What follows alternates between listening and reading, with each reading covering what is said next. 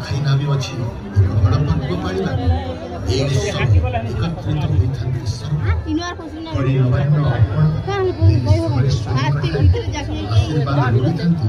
ସମୃଦ୍ଧି ହେଉ ଅଞ୍ଚଳରେ।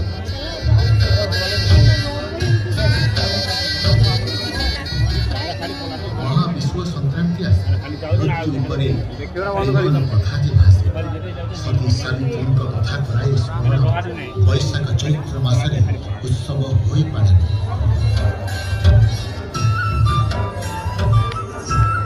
शारदीय दुर्गा पूजा ହୋଇପାରେ। दर्शन କରି ମାଙ୍କୁ ସବେ ହୁଅନ୍ତି ପ୍ରସନ୍ନ। ଦେବୀ ସମଲେଶ୍ୱରୀ ନୂଆଖାଇ ଦିନ ଧବଳମୁଖୀ ବେଶରେ ଦିଅନ୍ତି ଦର୍ଶନ। ଗଙ୍ଗା ସ୍ନାନ ସମୟରେ ବୃନ୍ଦାବନ ଦେଖି ଧବଳମୁଖୀ ବେଶ ସକଳ।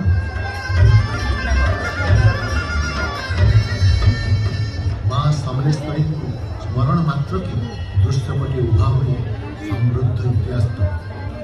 जय जय माँ समलेश्वर दया करी थाओ माँ तू सब संबलपुरे रहिछु माँ माँ गो सबले दया क्षमा दात्री माँ तू अटू महा माँ।